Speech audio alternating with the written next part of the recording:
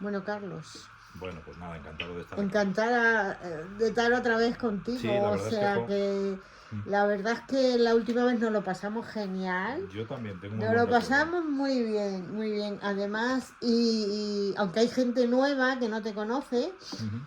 pero ya te están conociendo por ahí. Tenemos ahí, ¿ve? Por ahí están las demás, pero bueno. Ah, sí, bueno. Ujú. Bueno, se graba esto, ¿vale? Vale, vale. Entonces, bueno, no hay duda de que eres un enamorado de Roma. Bueno, sí, de la historia en general, pero De la Roma, historia en general. Roma en particular. Pero para los que no te conozcan todavía, cuéntanos cómo surgió la idea de Constantino antes y este. Ujú. Pues la idea surgió de la necesidad de cubrir un espacio primero tratar un periodo del Imperio Romano muy poco conocido, que es lo que decíamos antes, que es el Bajo Imperio Romano, justo los dos últimos siglos de Roma antes de su caída en la parte occidental, porque todos conocemos sobre todo pues la República, el Alto Imperio, la época de Julio César, de Marco Antonio, de Pompeyo, o si no de Augusto, de Trajano, de Vespasiano. Pero claro, ¿qué pasa con esos emperadores del Bajo Imperio? Pues conocemos muy poco. Entonces necesitaba reivindicar este periodo por un lado y luego hablar de un personaje como Constantino, que es un gran emperador, pero que casi no se trata. Entonces, no solo quise tratar un periodo poco conocido y un emperador del que no se trata casi, sino encima irme a la niñez y a la adolescencia. Porque claro, Constantino fue un emperador brillante, fue un gran político, pero fue una persona muy cruel también cuando llegó a gobernar. Entonces, claro, una persona con tanta crueldad que mató a su propio hijo y demás, porque luego al final es un tipo que, bueno, el poder es el poder, ¿no? Y era una persona con gran, con gran carisma y muy importante, pero ¿cómo pudo ser la infancia de este muchacho? Que nació en la pobreza, además, porque su madre era una tabernera, ¿no? Su padre era un oscuro soldado que estaba todo el día en campaña de aquí para allá, como vemos en la primera parte, y de repente, pues este niño nace aquí de esta unión, y cómo pudo prosperar y al final llegar a ser emperador.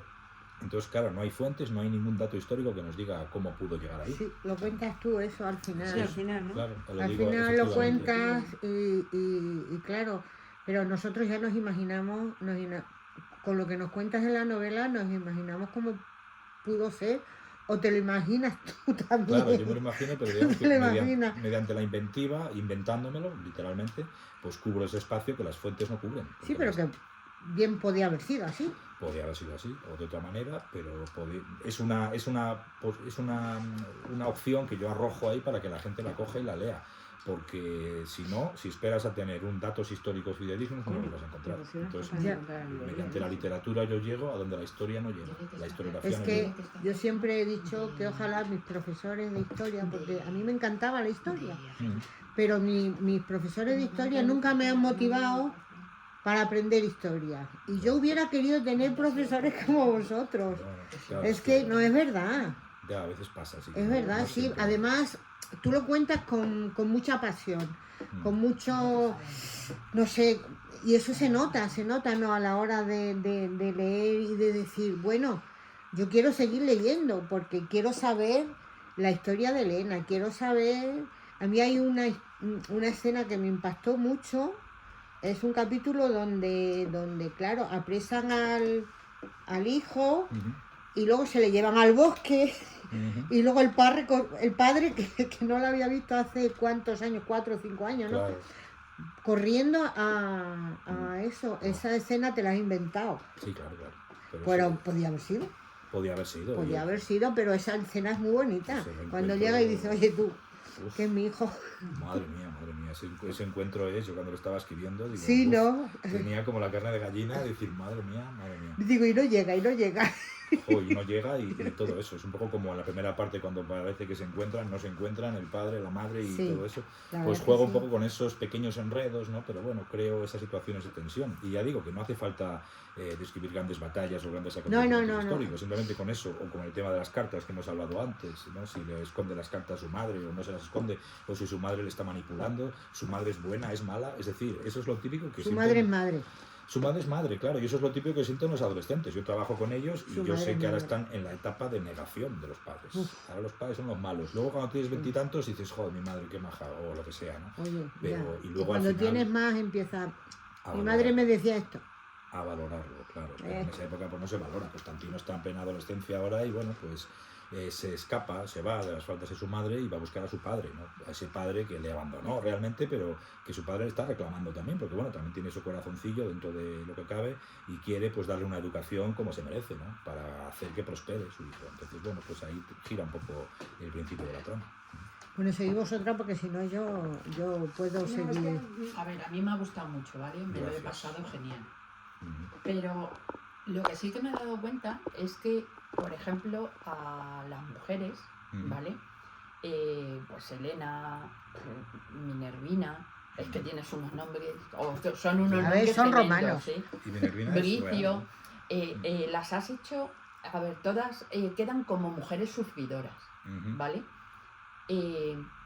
Lo hace, ¿tú realmente crees que siempre han sido así? Porque realmente tienen poca palabra. Sí, puede ser, puede ser. Y eso es muy difícil tratar esos temas, porque el hecho de que sean sufridoras es cierto. Yo las pongo de sufridoras todas, Sí. todas. Y sin embargo, me he querido permitir un pequeño lujo, pero claro, aquí hago un poco spoiler, pero luego Elena sí que tiene un pequeño conato de felicidad, no vamos a decirlo así, que también yo lo que pretendía con esto es resarcir a la Elena de la primera parte, que eso no hacía que sufrir, eso es verdad.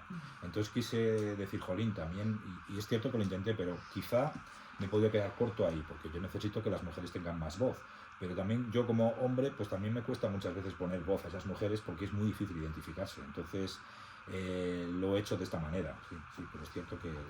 De todas las maneras, yo para mí creo que el libro tiene dos partes, digamos, porque tratas muchos símbolos, ¿vale? Independientemente del poder y todo lo que conlleva Roma, ¿vale? Y Constantino, me da la sensación, o por lo menos yo lo veo así, que tiene muchos símbolos que los has metido muy disimuladamente. Y de hecho, mira, yo me he apuntado 3, ¿vale? Uno, me ha apuntado el mar por Elena y donde vive, porque siempre está mirando al mar, por cómo todo lo lleva por allí. Luego me ha preguntado lo del azafrán por el... ¿Cómo se llama? Donion. Sí. El obispo. El obispo, efectivamente. Y luego por las cartas. Entonces, es que me ha apuntado preguntas porque me llamó mucho la atención y me he hecho una retahíla tremenda. Aparte de todo eso, ¿lo metes a posta? ¿Lo buscas? ¿O simplemente ha ido saliendo según ibas escribiendo? Va saliendo, pero yo creo que son elementos con mucha simbología y con mucho poder, digámoslo así. Pero no lo meto realmente adrede, pero sí que me van saliendo y los voy dejando y voy jugando con ellos. Por ejemplo, el tema de las rosas, por ejemplo, en la primera parte, ¿no? El tema de la rosa de mosquetas famosa del obispo, que también sale aquí. Y entonces la rosa pues tiene mucha símbolo. Es un símbolo también muy poderoso de belleza, pero también es un símbolo de que hay que cuidarlo porque si no lo cuidas se desvanece, ¿no? Entonces es una forma también de criar un poco a los hijos, a la familia, la amistad y todo eso. Entonces las rosas aparecen muy frecuentemente. En este caso el azafrán también como una especie de producto imperecedero, pequeño, que apenas pesa pero que es tremendamente caro, ¿no? Pues ese tipo de elementos los voy metiendo, pero tampoco quiero hacer una simbología demasiado complejo, porque esto no es, yo que sé, Humberto Eco, así que meten en el nombre de la rosa, estas cosas, pero sí, no lo hago realmente adrede. Sí que me gusta jugar con elementos, como el mar, por ejemplo, las rosas y demás, pero tampoco meto una simbología especialmente adrede. Sí, no, sí, de hecho lo haces de una forma muy sutil, que era lo que te decía. De hecho tú... ¿a qué te parecen más? ¿A los que dominan o a los que cuidan? En cuanto a mi vida personal, dices. Bueno, o como escritor. Como escritor, a mis personajes, dice, a los que dominan o a los que cuidan. Yo creo que yo de hecho, de los personajes que tengo, más que a los que dominan o a los que cuidan, yo a ninguno de los dos. Yo me identifico a aquellos que están un poco al margen de eso, que los hay también. Hay algunos que están marginados, ¿no? Pero que tienen cierta importancia, como son, por ejemplo, Eumenio de Augusto Dunum, Lactancio, que es este retórico también. Sí. Y yo me identifico más con esos, que esos son personajes que están un poco al margen, ni son dominantes como son Constantino, Constancio y todos estos, ni son tampoco los que cuidan, ¿no? Que son Helena y todos estos personajes, sino que yo me veo un poco al margen, siempre con mis erudiciones, mis libros y mis cosas. Yo me veo ahí, pero no me puedo identificar en ninguna de esas otras dos categorías, ¿no? Bueno, dijo mis compis, luego ya sí. Interesantes preguntas, muy profundas, ¿no? Pero sí, interesantes. No, yo quería preguntarte por la parte más histórica, porque es difícil documentarse porque hay pocos datos que, como dices tú, ¿te has basado más en lo que tienes, por ejemplo, de Constancio, que hay algo más, o la parte de Constancio está más fabulada?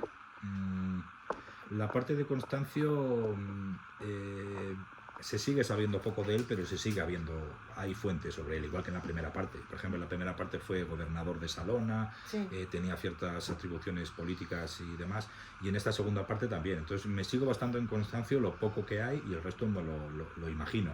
Y de Constantino nada, si es que no sabemos nada. Claro, no sabemos nada. Constantino nada. Y luego es que me ha gustado mucho todos los personajes secundarios que has introducido para ir acompañando la trama y tal. Supongo que la mayoría serán inventados, pero me han gustado mucho, sobre todo Aldo y Crocus. ¿Esos son personajes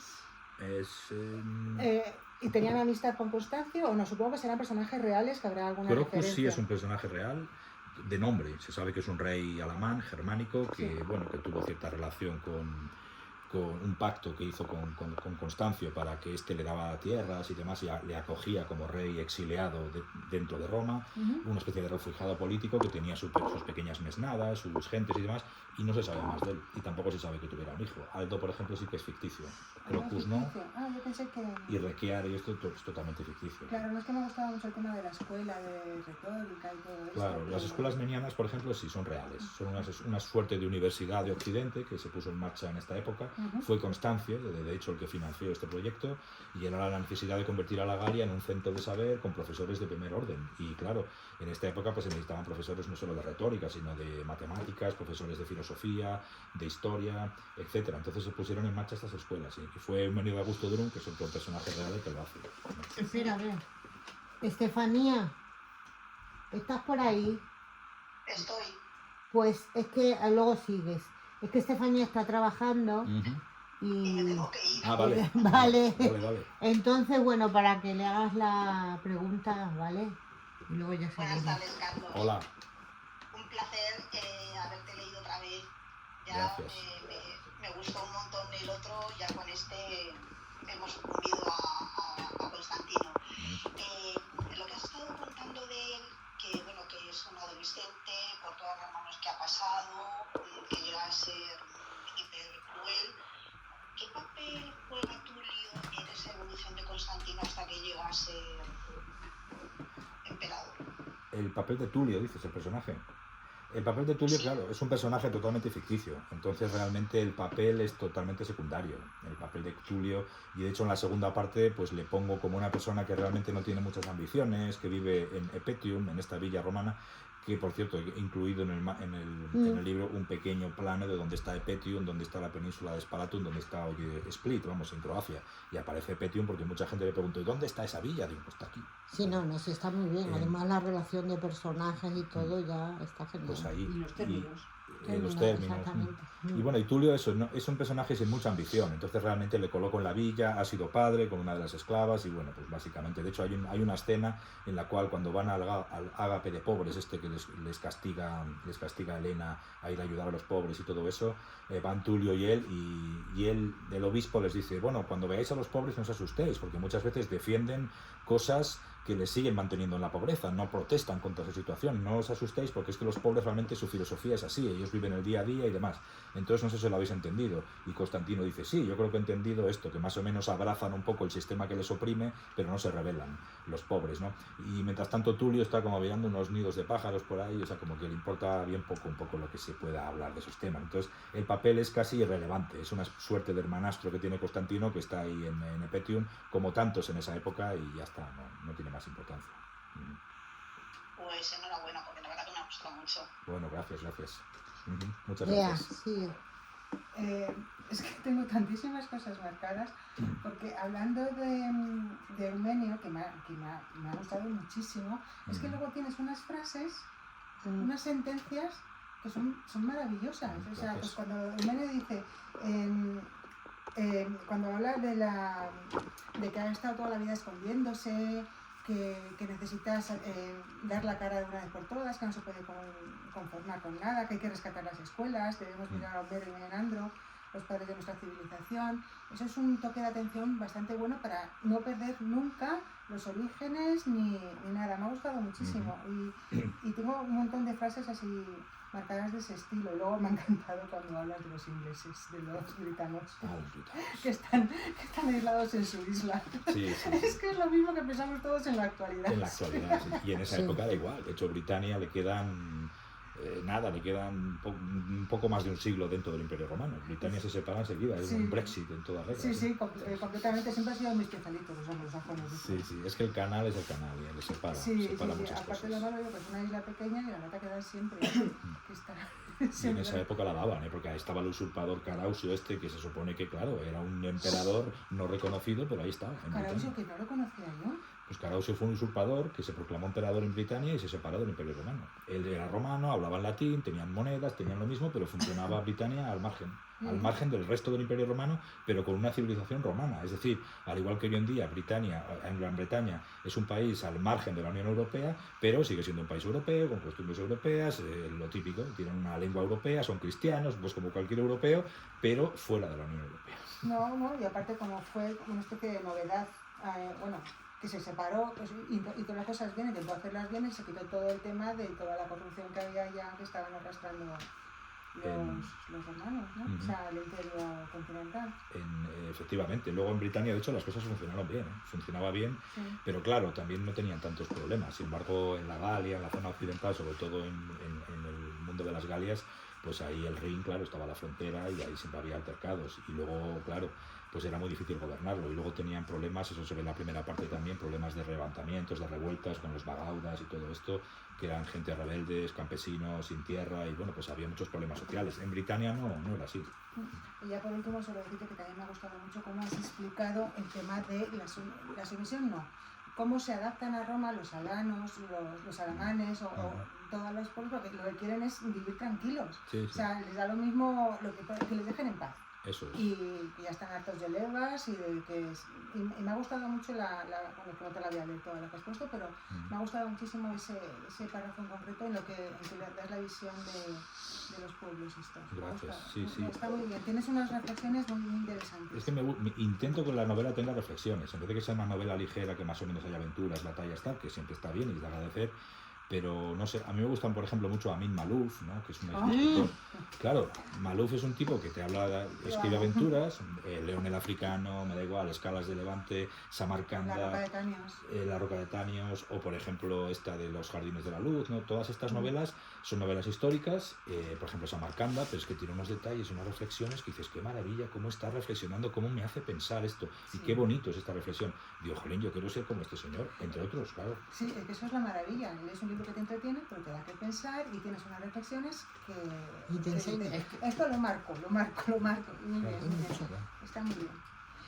Vamos a pasar ahora a alguna... Sus, Tere. Gracias, ¿estás Y por Grace ahí? también. Gracias. Hola, Grace. Gracias está en La Rioja. Hola, pues encantada. Mira, oye, que voy para La Rioja en junio, a Vigueda, está lo de Logroño, a un festival de novela histórica. Logroño y Bella, creo. La Figuera. Vigueda, sí, pues voy ahí con Soto Colás, que es de allí, Anda. de Espasa, pues vamos Soto y yo para allá. Muy bien. Y nada, o sea, y voy con Nieves Muñoz también, que es Está bien, pues los dos recuerdos que... ¿Qué tal con ella? Soto Colás, es genial. La Rioja es pequeñita. Pues voy para allá a La Rioja, ya nos veremos ahí Pues en nada, persona. tú dale recuerdos a Soto Colás del Club de Lectura, ya verás. Vale. Los se lo quiero diré. mucho también. Se lo diré, a ver, es que es majísimo. Pues nada, Carlos, que te quería dar la enhorabuena por el libro. No lo he terminado todavía porque este grupo me lleva a de galope. Mentira. Y la verdad que es un libro para saborearlo todo, ¿no? Porque están también, como decía Bea, que hay muchas reflexiones, luego también en la parte de cómo están escritos, si te pierdes puedes ir a ver los personajes, ves en los mapas, es un libro para disfrutar. Igual que he disfrutado tu página web, que tienes una página web magnífica. Con el podcast. Con el podcast, ¿sí? Sí. Y escucharlo. Entonces, me ha parecido, la verdad que me parece un libro original por por el personaje que has elegido, ¿no? Que tampoco se sabe, y encima coger la parte de la juventud. Yo tampoco, no sé, comentabas que el Bajo Imperio, la parte del Bajo Imperio romano, que es poco conocida. Yo, la verdad que en ese sentido, para mí es poco conocida, porque a mí la historia, cuando era jovencita, no me gustaba, pero yo sé porque no he tenido buenos profesores de historia. Sin embargo, ahora me encanta. Lo que pasa es que me dedico más a leer historia contemporánea que lo que es esta parte de la historia. Entonces empecé a meterme con los libros de Santiago Posteguillo, que la verdad que me gustaron mucho, y he descubierto el tuyo y el otro tuyo, y la verdad que me van a hacer entender el Bajo Imperio romano, ¿no? Y yo no entiendo por qué es tan desconocido. Si yo creo que leyendo, informándote un poco, ¿no? Yo creo que se encuentra bastante paralelismo a la situación que tenemos actual, ¿no? Política. Me da a mí la sensación. ¿Tú crees que es así o...? Sí, claro. De hecho, la necesidad que yo tenía de comprender el mundo actual fue lo que me hizo a mí acercarme al Bajo Imperio. Es decir, cómo un imperio tan extenso como Roma pudo caer en su parte occidental, porque la parte oriental duró 1000 años más, como todos sabemos, pero bueno, la parte occidental del Imperio Romano de repente, pues colapsó y desapareció. Entonces, ¿cómo es posible que un imperio que tenía cientos de años colapse, ¿no? Entonces, bueno, pues viendo un poco cómo está nuestro maltrecho mundo actual, pues me acerqué a este mundo a través de mi podcast, investigando, tomando mis notas, mis apuntes y demás. Entonces el podcast lo que hace es intentar indagar en las causas fundamentales, porque mi podcast es un podcast de historia, pero hay muchísima reflexión. Intento comprender yo el primero por qué pudo caer eso, para así, de esta manera, intentar comprender por qué nosotros podemos caer. Es decir, nuestra civilización occidental, desgraciadamente, ahora mismo está en crisis, y los paralelismos son evidentes. Y es más, ahora hay otras potencias nuevas que están surgiendo y van a sustituir a las potencias occidentales como hegemónicas en el planeta por primera vez en la historia casi, porque antes de dominar el mundo Estados Unidos, pues antes estaba Inglaterra, y antes eran los franceses, y antes eran los alemanes, y antes los españoles, pero siempre era alguna potencia occidental la que dominaba de alguna forma o tenía la hegemonía sobre el mundo. Ahora por primera vez en la historia no es así. El siguiente en la cola ya no es una potencia occidental, sino es una potencia oriental. En este caso es Eurasia, ya sea Rusia, sea China o quien sea, ¿no? Entonces, esto me llevó a preocuparme, a entristecerme, pero también a intentar indagar de si hay alguna posibilidad de salvarnos, ¿no? Es decir, porque la parte oriental del Imperio Romano sí que se salvó y la parte occidental cayó. Entonces yo no sé si esto podrá ser aplicable al mundo actual, que pueda caer la parte occidental, es decir, Estados Unidos, y la parte oriental, que somos nosotros, podamos aguantar. ¿Cómo? Gracias a nuestro bagaje cultural. Porque Grecia sobrevivió gracias al bagaje cultural que tenía, no solo de Grecia, sino del mundo helenístico, de Egipto, de Mesopotamia, de muchas cosas. Y entonces el mundo bizantino sobrevivió 1000 años más, mientras que la parte occidental, que tenía menos cultura, cayó. Estados Unidos, que es la parte occidental, es culturalmente más pobre, eso es evidente, y puede caer, pero quizá la parte oriental, que es la Europa, con este bagaje cultural que nos viene de Roma e incluso de antes, quizá pueda sobrevivir. Entonces, esta es la reflexión que yo me planteé para intentar comprender las cosas, y de ahí a las novelas, claro.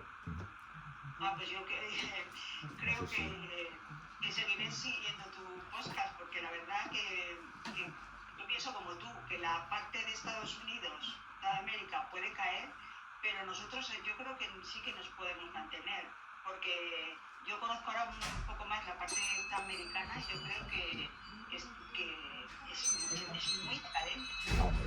Más de lo que creemos. Lo que pasa es que vemos películas y nos presentan en un mundo bollante, pero no es así.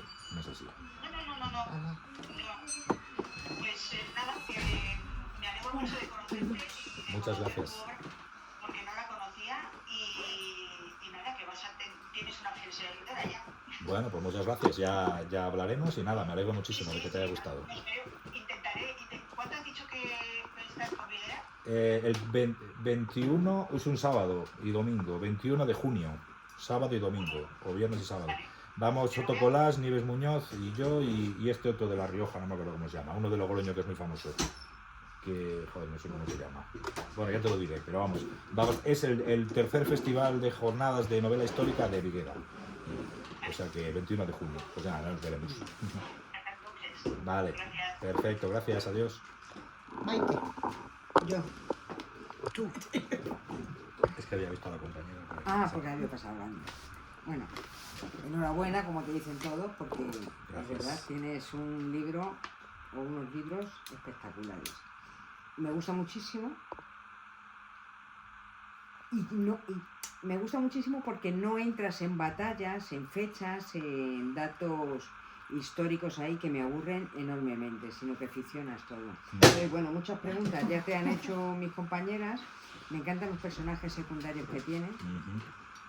¿Algún personaje secundario que te haya causado mayor reto a la hora o mayor dificultad a la hora de escribirlos? Secundario, pero claro, los primarios, que son los... Sí, porque los de la otra vez, vamos, que son los tres principales. Secundarios me ha costado algunos más que otros, pero quizá el que más me haya costado, que también me ha gustado, es Surena, claro, que es el personaje porque es absolutamente ficticio. Qué pena, oye.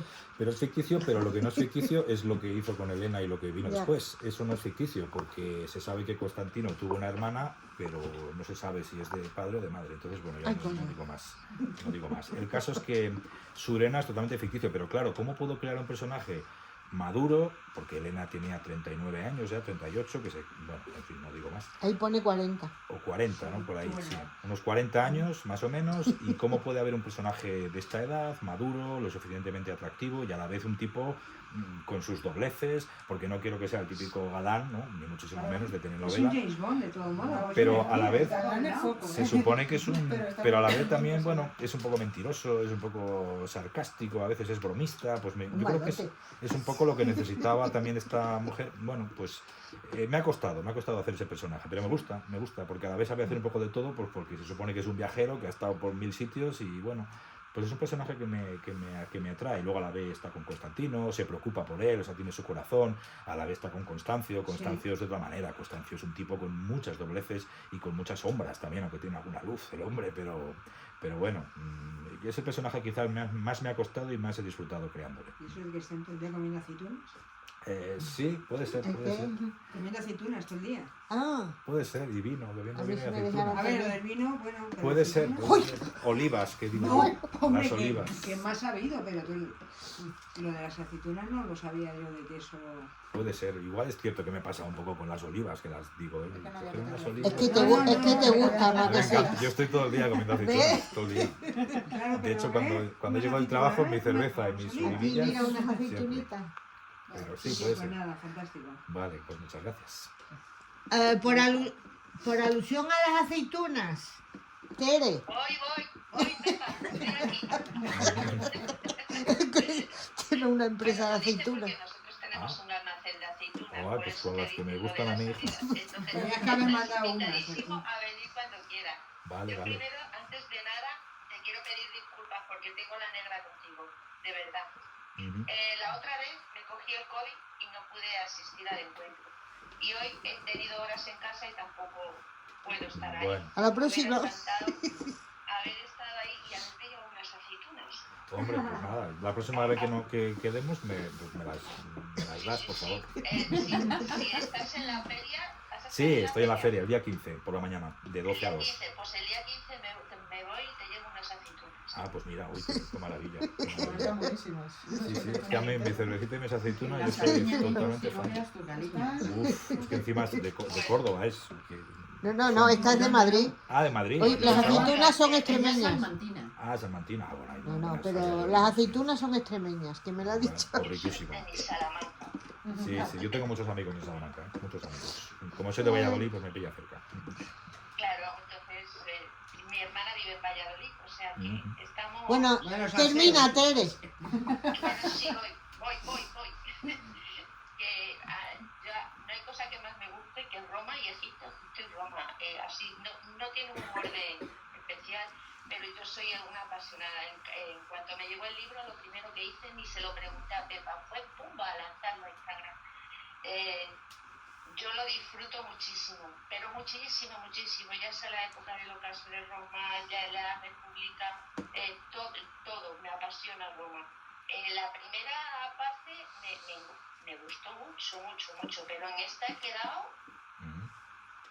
Bueno, me alegro. fascinada. Me Y alegro. Y el personaje de Constantino, del que tampoco sabemos, porque solo sabemos 4 cosas, la verdad, que no sé De su si infancia nada. nada. Nada. Es todo ficción. Yo imagino que la investigación que has hecho tendrías ya bastante solventado desde de la primera novela, me imagino. Sí, de la ¿O primera has tenido novela. que investigar mucho más? No mucho más. Lo tenía de la primera novela y del podcast, claro. Porque toda la documentación que tengo son las notas que tengo. Porque yo, Constantino, le he tratado mucho en el podcast y hay muchísimos episodios dedicados a él, a sus batallas, a sus reformas, etcétera. Entonces ya lo conocía. Con lo cual la documentación, lo comentaba antes con tus compañeras, no me ha costado mucho porque ya lo tenía, ¿no? Porque digamos que el trabajo ya lo había hecho antes. Entonces yo cuando me enfrento a la novela, lo único que tengo que hacer es inventar y novelar y hacer ficción, porque los datos ya los tengo, tengo mis notas de antes. Entonces me ha costado menos de lo que debiera, la verdad es que sí. Pero... Y si pudieras tener a Constantino en tu podcast, ¿qué le preguntarías? ¿Qué te gustaría preguntarle que no sepas? Una entrevista con él, pues me gustaría preguntarle pues cómo fue su infancia y juventud realmente. Claro, porque yo estoy rellenando un hueco que la historia no me está permitiendo conocerlo, porque no hay fuentes sobre ello. A mí me encantaría que me hablara sobre cómo fue su infancia, sobre todo cómo fue su madre, cuál era la relación con ella, qué vida tuvo su madre de joven, a qué se dedicaba, su padre, si era bueno o malo, qué relación tuvo con él. Todo eso me encantaría saberlo de verdad, pero claro, no hay fuentes, no hay datos. Entonces yo por eso, de hecho, mi necesidad de saberlo me hizo recrear cómo pudo ser la vida de estos 3 personajes y, por supuesto, de paso, ver cómo la política y la sociedad y la cultura del Imperio Romano, la nueva religión, etcétera, les pudo influenciar a estos pequeños personajes. Entonces, bueno, pues eso le preguntaría. ¿Cómo fue su vida privada? ¿Cómo fue su vida...? ¿De Elena no te gustaría escribir una novela? De Elena... Que se centrara solo en la vida de Elena. Ese sería...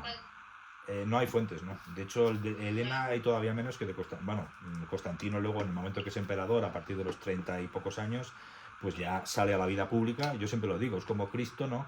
Pues está la vida privada hasta los 30, ¿no? Como nos decían a mí en el cole, ¿no? Y luego ya de los 30 a los 33 es la vida pública de Cristo. Esos 3 años hace un montón de cosas. Pues la vida privada de Constantino va hasta los 30, 31, y hasta ahí no se conoce nada. Y luego ya la vida pública es cuando es emperador. Se saben muchas cosas de él, pero Elena realmente de la infancia y juventud no se sabe absolutamente nada, salvo que era una estabularia, una tabernera. Y en ese momento, pues claro, y también la mala fama un poco que tenían las mujeres en esta época, porque aunque fueran mujeres brillantes, la historiografía nunca las trata bien, porque son historiadores cristianos, muchos de ellos, o son historiadores, entonces las tratan fatal. Y el hecho, y el hecho de que esta mujer fuera estabularia, fuera una tabernera, en esa época, ser tabernera y practicar el oficio más antiguo del mundo, muchas veces era casi una cosa, era lo mismo, ¿no? Y no tenía por qué ser así. Yo digo, pues a lo mejor fue tabernera, no tenía por qué irse con el... Pero claro, tenía mala fama y algunos incluso dicen que Elena pudo ser una prostituta en su juventud, ¿no?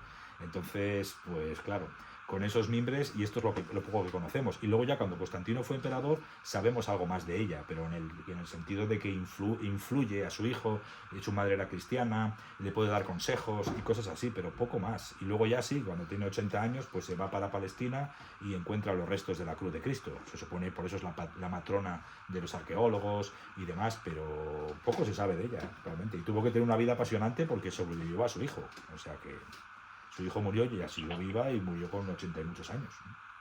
Y luego hay un personaje que a mí me llama mucho la atención. Tere, que somos muchos, corta. Solo esto ya, Pepa. Vale. El obispo, sí. El obispo Domnión de Antioquía, personaje real. Ese fue obispo de Salona, de hecho. De eso está enterrado, creo, en el Palacio de Diocleciano actual. Un poquito más, que nos hablara un poquitín más de él y ya dejo a Pepa que... Nada, Domnión fue supuestamente el primer obispo de Salona. Un obispo era el jefe de la iglesia local de una ciudad. Entonces están los acólitos, los cristianos de base, y luego está el obispo, que es el que dirige esa comunidad, ¿no?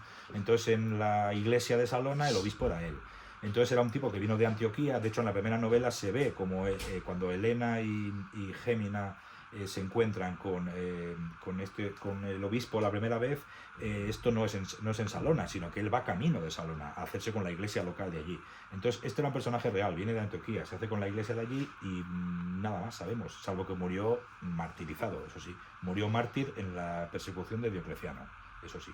Eso es lo que nos dice la historia, que fue obispo y murió martirizado, con lo cual es un santo ahora mismo, pero nada más. Entonces, ¿cómo pudo ser este personaje? Vivió en Salona, pudo conocer a Constantino, porque Constantino también vivió en Salona, y Constancio fue gobernador en Salona también. Pues jolín, seguramente se conocieron, porque eran contemporáneos, vamos, estoy segurísimo, vamos, eso sí que estoy segurísimo.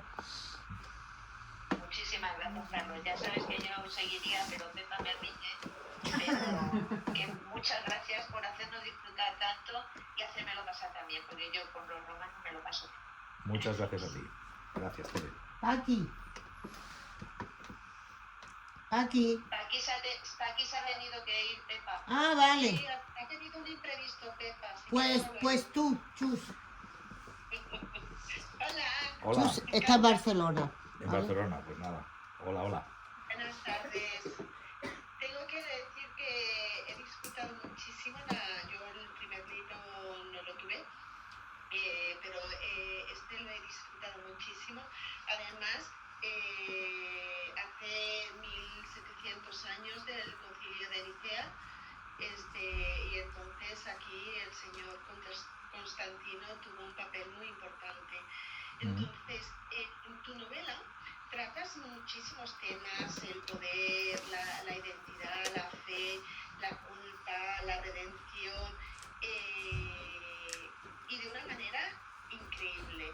¿Qué parte crees qué parte es real, histórica, y cuál crees que es un poco tu propia reflexión, o cómo crees que debía pensar este Constantino adolescente? Porque realmente aún no es emperador, pero podemos vislumbrar que la educación que está recibiendo, las experiencias, las inseguridades, sobre todo, que todos los jóvenes tienen. O sea, esto no ha cambiado, no creo que cambie mucho en los siglos de los siglos. O sea, la sombra alargada de un padre ausente quizá, pero una madre quizá también muy poderosa, porque luego Constantino, hacia el final de su vida, abraza el cristianismo, solamente al final, pero bueno, facilita el Concilio de Nicea y todo. Entonces, ¿qué tema te ha resultado a ti más apasionante, que crees que es más fiel a la realidad?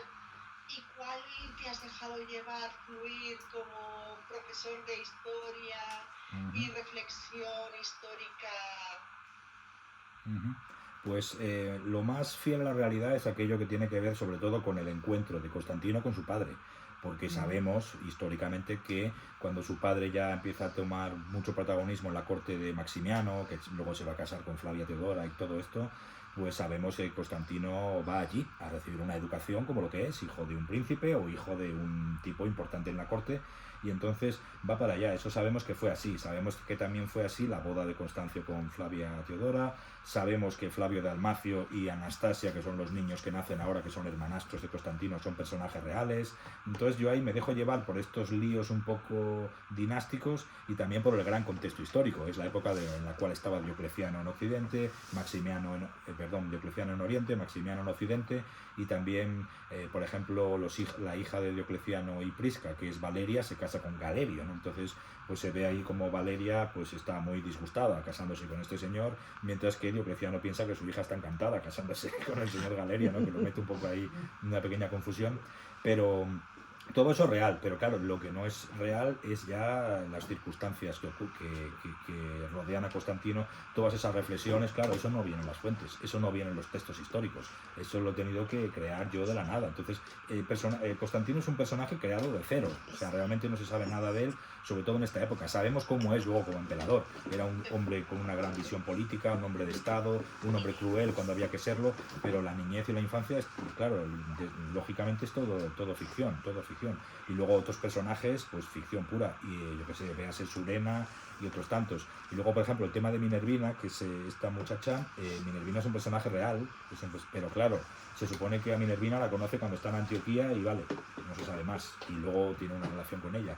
Pero el tema de los remeros sirios que van hacia Occidente y tal, todo eso es una invención mía, pues porque he querido darle un toque no sé, de aventura, digámoslo así, y que conozca a esta muchacha que es como él, es una muchacha de origen humilde, ¿no? Como él era de origen humilde también, y además, bueno, pues con sus circunstancias también y con sus desgracias, como todo el mundo. Entonces yo quiero que se enamore de esta muchacha, y no de una princesa.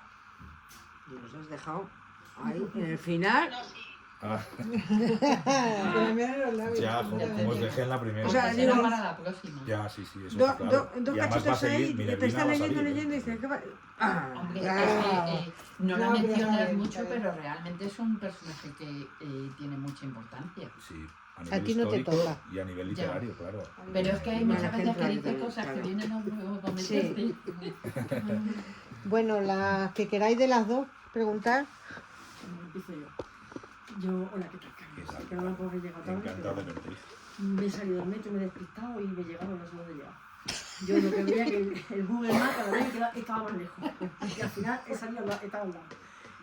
Yo estoy en ella, no la he terminado, la empecé este fin de semana y tengo una pregunta, me está gustando un montón. La verdad es que la otra me gustó, pero esta me está gustando más, no sé por qué. Gracias. No lo sé, pero esta me está gustando mucho Porque más. ya te gustaba la otra y esa ya estabas predispuesta que te gustara esta. O también porque Sí. como yo es verdad que nunca he leído mucha novela histórica y ahora cuando ya las conozco me gustan también los estilos. Y el estilo que luego te lo dije la última vez cuando yo me llevo el retiro, que para mí un estilo sencillo, o sea que yo que no tengo ni idea de historia porque no he leído nunca nada de historia, a mí me resulta sencillo, no me pierdo. De hecho sí que es verdad que a veces no sé discernir quién es real o quién no es real, pero me da igual porque la historia me gusta. Claro, lo importante es Sí. dejarte llevar por la historia. Entonces, que Efectivamente. esto es Yo real, lo que me han preguntado muchas veces, ¿no? ¿Esto es real? ¿Esto no? ¿Qué es real o qué no? Luego que Bueno, si te pues, pones a mirarlo Eso. todo. hay que verlo todo en un contexto. Y luego Efectivamente. ya... Y eso es lo que yo te quería preguntar, porque es que da la casualidad que el sábado, yo la empecé el viernes, pero el sábado vi la Editor 2. Sin Yo no- comentarios. Ya por el WhatsApp. yo no lo he visto. Y aguanta 10 minutos. Entonces, qué horror. Yo cuando vi los tiburones en el... los tiburones, Yo cuando lo dijo, Yo dije, yo ya no cuando lo vi los veo. tiburones, los rinocerontes ya morí. Y ahí sí me surgió la duda porque, ya te digo, yo leyendo tu novela no sé discernir entre lo que es real o no real y no hay nada que no se me sale de madre, ¿no? Claro, Como la porque película incluso lo que te es dice. ficción no meto cosas Eso. como hacen los americanos. Entonces, porque- esa era mi pregunta. ¿Cómo consigues eso? Una cosa es Porque ¿cómo consigues que, que saber que el 2025 no te invada a la hora de escribir sobre el siglo 200 y pico? Claro, pues porque digamos que las fuentes yo las conozco por mi podcast, por las notas que he tomado, entonces esto es real y lo que no es real, pues bueno, pues sigo el mismo patrón. Es decir, digamos que lo relleno como lo rellenaría si existiera una base real. No existe la base real porque no hay fuentes ahí, pero la literatura llega y la imaginación llega y lo va cubriendo, pero siempre el mismo patrón. Si tú estás, yo qué sé, alicatando un cuarto de baño y pones los azulejos así y aquí tienes un descolchón, pues más o menos el azulejo intentas que sea más o menos del mismo estilo. Y yo, pues vamos a ver, Surena, que es un personaje totalmente ficticio, no sé si has llegado a él, evidentemente pues creo un personaje de la época. ¿Cómo sería un personaje de la época? Un poco fanfarrón, tiene sus pros, sus contras, es un tipo bastante simpático en cualquier caso, cosa que no era Constancio, ni eran otros, ni siquiera es Constantino no es tan simpático como Surena, ¿no? Entonces, pues, un personaje así, pero ¿cómo viviría en esta época? ¿A qué se dedicaría? ¿A qué pasado tendría? ¿Cómo vestiría? ¿Cómo iría? Pues he querido crear un personaje de la nada, pero siempre en este contexto, sin salirme de la norma, digamos, histórica, ¿no? ¿Qué pasa? Que, bueno, los americanos, pues, bueno, ya lo hacen así, te meten un tiburón, yo también podía haber puesto alguna fantasmada así, pero es que no es necesario, no es necesario.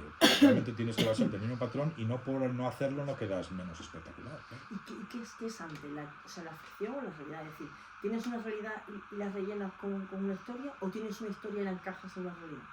Tengo una pequeña historia real, pero muy pequeña, y entonces digamos que es como una especie de hilo muy fino y yo voy siguiendo ese hilo y voy construyendo alrededor. Es como un hilo de Ariadna que me va guiando, pero es muy fino y está como a oscuras. Entonces yo poco a poco voy construyendo, voy ideando personajes que me van ayudando en el camino y el hilo conductor está ahí. Yo sé que Constantino va a llegar a ser emperador, sé que tiene una madre que se llama Helena, que se dedicaba a este oficio de estabularia, tal, luego ya llegó a la iglesia de Salona, un padre que es un soldado y que más o menos va trepando en el imperio. Pues eso es lo que yo sé, y luego yo construyo a partir de ese pequeño hilo. Su padre trepó en el escalafón del imperio. ¿Cómo pudo trepar este hombre? Pues vamos a ver, el tema de Paulina, por ejemplo, en la primera parte, pues me ayuda a que tome contacto con la familia imperial y le ayuden a subir. Luego ya le hacen gobernador de Salona, Pues poco a poco. Entonces, el obispo de Omnión fue real, sí. Seguramente se conocieron, sí, porque fueron contemporáneos y era obispo de Salona. Pues estupendo, lo voy a meter. ¿Y cómo puedo hacer que tomen contacto entre ellos sin que suene antinatural? Pues, jolín, la iglesia de Salona. Elena se supone que va a ser luego cristiana, ¿no? Pues más o menos una cosa me va llevando a la otra. Pero esto me cuesta muchos bocetos, muchos esquemas, y sobre todo cuando más escribo, que no es cuando escribo, sino cuando duermo. Yo cuando estoy durmiendo estoy pensando cómo puede ser este personaje, y ahí digo, ya lo tengo, ya por la mañana me levanto y digo, pero cuando ya estoy descansando es cuando mi cabeza empieza, es como que ya... Tú no tienes la fase REM, no, ¿no? personaje no has dormido nada. Carlos, muchos, ¿verdad? Sí, tú la fase REM nada, ¿no? No, luego duermo muy bien, pero es hasta que caigo luego ya duermo muy bien, gracias a Qué Dios. bueno. Pero no sé, que a mi padre siempre me decía eso, mi padre siempre le pasa, ¿no? Cuando tiene que, yo que sé, arreglar una cosa o hacer algo en el pueblo, pues tengo que cambiar el tejado y se va a la cama y ahí es donde les ocurren las ideas y dice, ya está. Y por la mañana se levanta y digo, mi Qué padre bueno. trabaja durmiendo, pensaba yo. Y Sí, digo, pues mira, soy igual, ahora se me Qué ocurren las bueno. Mi cosas. padre parece. Claro. Así es. Pues me está gustando mucho. Creo Bueno, que pues gracias. tengamos otro directo. Sí, quedamos ya hablamos en Instagram el otro día y ya quedamos en eso, sí. Hola. Hola. Bueno, discúlpenme que vengo Tranquila, cariño, no te preocupes. y que llegué tarde también. Es que tiene asma, por eso tiene asma. Bueno, pues nada, que mejores. Bueno, yo tenía como dos... Bueno, ahora me acaba de surgir una pregunta. O sea, ¿cómo es tu rutina? Eres profesor de historia. ¿Cómo es tu rutina para conciliar esas dos cosas? Porque me resulta... Yo soy, bueno, era, ya no, profesora en la universidad, en Historia del Arte, que me tocaba Roma, Muy bien. en la materia que daba. Y, o sea, a mí me resulta casi imposible que yo, en aquel momento, yo escribiera una novela. O sea, ¿cómo es esa rutina para conciliar esas dos cosas? Muy sacrificada, muy sacrificada. De hecho, hay momentos en los cuales... ¿Tienes niños, Carlos? Tengo 2 niños pequeños, Uy. entonces es muy duro. Porque yo trabajo por las mañanas, llego a casa, hago el podcast, un episodio al mes, de momento, escribo novelas y tengo 2 niños pequeños. Entonces es muy duro. Y a veces pues no puedo con todo. Yo soy muy sincero con vosotras. Ya. Yo a veces no puedo con todo. Mi mujer me ayuda mucho, gracias a Dios, de hecho la dedico a la novela. La segunda también se la dedico igual que la primera y la digo eso, que ella se encarga de todo muchas veces para que yo pueda escribir y a la vez pueda trabajar y a la vez pueda hacer el podcast, que también es cierto que económicamente pues bueno, nos ayuda y todo eso, pero ella se sacrifica tanto como yo y ella está de Roma pues un poco también a veces. No me extraña, vamos. ¿no? Y para de mí romano. para mí es muy sacrificado, porque yo no tengo tiempo libre, entonces yo llego por las mañanas y en vez de irme a tomar una cerveza con los amigos o con la gente de otros padres y tal, yo me quedo esperando. Y es escribir y escribir. Y me tomo la cerveza cuando acabo de escribir con mis olivillas y todo eso, pero ya es cuando ya he terminado de escribir. Y es escribir todos los días. Y yo, por ejemplo, sábados y domingos yo me levanto a las 6 de la mañana. Es la hora que me levanto de manera natural, porque yo soy muy madrugador, pero yo jamás me quedo en la cama hasta las 10, las 11, porque no me lo puedo permitir. Tengo que escribir, tengo que responder entrevistas, tengo que hacer el podcast, tengo que corregir exámenes. Entonces hay veces que es duro. Y de hecho, por ejemplo, hace un mes, pues peté literalmente, porque estaba ya terminando la novela. Y bueno, hubo un caso muy concreto de que mi padre está bien, gracias a Dios, pero le han detectado un cáncer, ¿no? Entonces, bueno, es una cosa que, bueno, se puede arreglar, le van a dar quimio y de hecho está relativamente bien y le han dicho que seguramente saldrá de esta, yo estoy muy contento, pero yo solo con oír esa noticia, yo directamente, o sea, peté. Digo, digo, mira, claro. no puedo más. O sea, estoy con la novela, los niños, el trabajo, el no sé qué, y me han dicho esto de mi padre y digo, mira, o sea... Y estuve tan mal que me cogí la baja 15 días. Me dijo la médica, cógete la baja porque es que te va a dar un infarto. O sea, no puedes estar a este ritmo. Sí. O sea, que yo os cuento también lo que no se ve detrás de estas novelas. Es muy sacrificado. Me cogí una baja y estuve descansando y me vino, pero que muy bien. Sin alumnos, me dediqué a mis hijos, les iba a buscar al cole, venía de buscarles al cole. Y ostras, hice vida de padre y vida familiar por primera vez en muchísimo tiempo. Pues de vez en cuando es necesario. Pues sí, pues sí. Aplícatelo. Pues sí, porque... Aplícatelo porque dicen que el cuerpo avisa. Ya. El Pues cuerpo esto- avisa y no hacemos caso muchas veces. A veces no hacemos caso porque pensamos que somos aquí... Sí, venga, que somos, sí, Superman. Los niños crecen demasiado deprisa. Los niños crecen, porque claro, mi hijo mayor tiene 12 años ya lo veo creciendo, ya empieza a ser Uf, adolescente Está lo peor. y ya me da pena, digo, jolín, pues con lo majo que eras de pequeño. Ya también, ¿no? Esa edad es muy mala. ya tiene 13, ya me contesta y todo eso. Y claro, Uy, ya no te le queda puedo- nada. Pues espera. Y tampoco le puedo gritar, porque no le gusta gritar a los niños. Si se le grito, Niño no chico, tengo- problema chico. Niño grande, Claro. problema grande. Porque luego cuando sea mayor él me va a gritar él a mí, no me da Que gana. va, que va, Claro, sí. entonces, bueno, pues oye, Que son niños los que tienen los dos. niños dos. Pues- O sea, está mi mujer encantada. Te has librado de las niñas, ¿eh? Porque son peores. Sí, no sé. Ya Me te hubiera lo digo gustado yo. tener una niña, porque no Sí, sé, sí, dicen que quieren pues. más a los padres. y Uf. eso. No sé. Porque yo al pequeño le pregunto, el de 7, le digo, ¿a quién quieres más, a papá o a mamá? Pregunta que nunca se debe hacer, yo se la hago. ¿A papá o mamá? Dice, hombre, a mamá, por supuesto. Luego tú estás muy arriba, pero mamá más. Mira, bueno, que... Sí, integridad Ah, total. qué bueno. No cabe duda de que te diviertes escribiendo. Porque si no, no podrías Sí, hacerlo. Es que si no me gustara... Si no, Se no nota, podrías sí. hacerlo. Pero gracias a que tú te diviertes, Pero se nota la redacción de la novela, en los, Claro. en los giros que vas poniendo y en las cosas. todo es que es Lo disfrutas. apasionante, de verdad. Leyendo, lo ves. Es que yo no, como decía antes, yo no miro cuál es el personaje real y cuál es el ficticio. Es que a mí me lleva la historia y digo, Claro. qué bien. Claro. Claro. Lleva sola, Una novela es para... Pero porque están dejarte- muy ligados. es para disfrutar, No te sacan. pero no para estar buscando cada 2 páginas a ver si esto es verdad Esto o es es verdad, mentira. esto no, es que hay No. gente que me lo pregunta, no hace falta, No, tú déjate no, llevar. es que yo no lo Los hago. personajes que he creado, como acompañan bien a la historia, pues no hace falta. Y no chirrían para nada. No O chirrían sea, para nada. No. Para nada. Ujú.